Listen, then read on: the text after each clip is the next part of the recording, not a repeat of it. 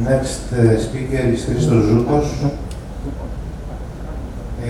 He's a computer engineer holding an MSc on business analytics with an MBA, and during last year is co-founder with Altrovia.ai company. His presentation title is evaluating the accuracy of AI and making clinical decisions. Christos, let's start your presentation. Hello everyone, thank you so much for the time. And yes, a quick intro from our team. We're from Altrovia, and we're building an AI platform helping to automate and optimize clinical trial design. And I think this talk today came from a research we've done with the University of Ionian, paired with Johns Hopkins, the University of Texas, mainly focusing on Alzheimer's clinical trials. Now, just a quick overview of basically Alzheimer's disease. It's a huge problem globally, and particularly in Greece, where the life expectancy is quite high, which is why Greece is an excellent place for Alzheimer's clinical trials, middle-aged population. That's why a lot of the research conducted is heavily starting to be focused a lot here in Greece. While on the other hand, unfortunately, Greece is lagging quite behind compared to the rest of Europe when it comes to clinical trials. Simply, we don't do as many compared to the US, and as of lately, China are basically leading the growth when it comes to clinical trials. Now, a huge problem, particularly with Alzheimer's, is that the majority of the drugs that are being researched are more likely going to fail. 99.6% of all Alzheimer's drug clinical trials are going to fail. Even the newest drugs lately, they've been doing pretty bad. I think they were recently testing semaglutide with Novo Nordisk on Alzheimer's. There's not any significant efficacy there as well. It's a very tough problem, a very tough disease, and unfortunately we need more clinical trials to tackle it, and eventually more research. And what's actually very interesting is that the number of clinical trials for Alzheimer's is actually 13 times less compared to cancer. Which shows basically a bit of a difference as well, both in the industry but also on the research side. Now, come back to Alzheimer's, it's very, very expensive, and basically running clinical trials as well. As you can see, the prices are ridiculous, and also it takes a lot of time to finish the trials, approximately on average 13 years. And just the phase 3 trial cost on average around $370 million. And yeah, when we saw the accuracy, the efficacy is like 99.6% failure rate, it's very tough for someone to actually even start doing clinical development for any sort of Alzheimer's drugs. At least for the pharmaceutical side, it doesn't make any sense business-wise. On the academia, typically they won't have the budget for it. Now, although lately there's been some drugs that's been shown some efficacy, so slowly we've been seeing some kind of better news like lecanemab and donanemab. The efficacy is still not there for us to get rid of that disease. Semaglutide, as I mentioned earlier, is one of the incredible for all the type of indications, but for Alzheimer's it's simply not seems to be working. But our focus today is not really on the science side, and at least for us from Altrovia, we don't know that much of the science side, but what we really want to see is the operations. And a lot of the problems that happen in most of the clinical trials is you have the scientists trying to design a very academically, let's say, detailed trial, but then in reality, this does not work, both on the regulatory side, but also they're not able to recruit patients. And what we did is basically we analyzed a lot of data from Alzheimer-related clinical trials to understand the different complexity factors, as well as from different work lines and academic institutions, and we'd love to share some of the insights. Some of the numbers are quite like machine learning heavily, so we're probably going to skip those, but keep the conversation as simple as possible.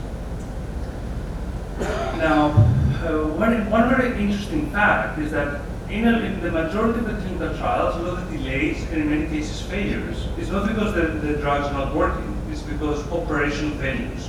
And most of the time it's basically the failure to recruit patients or choosing the wrong clinical trial study design. So for example, you might have a drug that could have, for example, cure cancer or Alzheimer's, but then if the study design is wrong, you test on the wrong patients, it's most likely going to fail.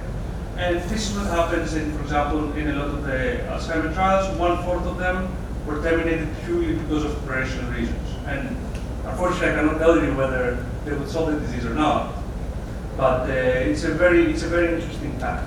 And unfortunately, most of both the researchers and the pharmaceuticals, they don't take these factors that well focused into account before starting the trial.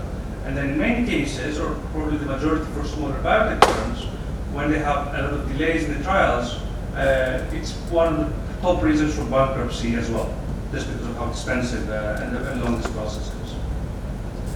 Now, another part is that many trials, they try to be as academically robust as possible, and they want to use a large number of clinical trial sites. What actually we've seen is that the more sites you have, the lower the chances of completion. And this has to do a lot of operational complexity. It's very hard for you to manage the trial on its own. And most likely, if you have over 100 sites, the sites are basically of low quality. And by low quality, they're not enough to recruit patients. Now, our main focus, though, is the protocol. And this is basically, for those that don't know, the clinical trial protocol is basically, let's say, the Bible of how to run a clinical trial. It has all of the operational instructions of how exactly clinical trials should run. And this will also predetermine heavily any failure rates, issues, and most importantly, delays. For example, this is where the FDA will ask for amendments, and then this is what leads to most of the delays on the trial. And from what we've seen is that basically both the enrollment target and the number of sites actually will predict heavily completion, and based on some of the relatively basic machine learning that we utilized. But then, because this was being used on public data from clinicaltrials.gov, we don't get a lot of information out there. Unfortunately, not a lot of the clinical trial data is publicized, and mainly the private information from pharmaceuticals is actually trying to hide a lot of the information as well. But when we deep dive into the protocols, we can find a lot of very useful information. And one, I'm not sure if anyone here is running clinical trials, I would highly advise in reviewing the full protocol documents from as many similar clinical trials you can see, and mainly to understand what failed, and also, most importantly, that's something rarely people look at, is the amendment rates. What basically calls for the regulator to change the clinical trial design once it starts. Now, the problem is that we tend to believe that we all know. The FDA, for example, for the first time in history, it has been a very weird shift that even though they were seen as the bottleneck for clinical trials, they're actually pushing heavily for the AI adoption and basically improving and speeding up clinical trials, probably for the first time in US history. And then on the other hand, you see the pharmaceuticals now becoming the bottleneck because they cannot basically keep up with that pace. And this is mainly due to the heavy competition with China, who are now becoming leading clinical trials. And they seem to understand the problem much better and recruit patients much faster. Europe, on the other hand, is simply it's quite slower on the regulatory side. But I think that for anyone running clinical trials, probably the main three things you have to define is basically you need a very good definition of your goals and mainly the primary endpoint of your trial, and understand exactly what you need to understand how to conduct this trial. Secondly, and probably the biggest reason why a lot of the clinical trials will fail, is they treat design as an academic or as a scientifically perfect problem. It's excellent on paper, but then when you have to pay for it and actually run it operationally, it's very important to also treat it as a heavy data problem. To understand both what can work mathematically, but also what is feasible operationally, both on the expense side, but also the operational complexity as well. And finally, because for many of the researchers we spoke, mainly from Mayo Clinic as well as NYU, they use a lot of registry data, which is good enough, but they use this a lot to design protocols that are similar to what they are trying to design.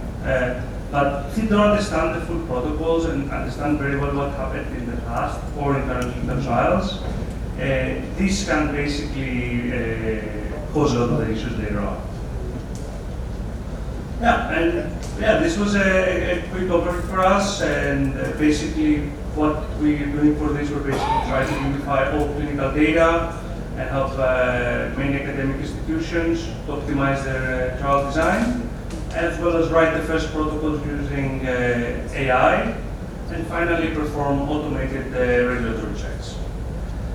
And finally, just want to have like a big thank you to our partners, both from Pfizer, NYU, OpenAI, and as of lately, Endeavor here in Greece, that have been supporting us in our journey. And this is, I thought it was very easier to make a bit of a shorter talk and have some more space for questions.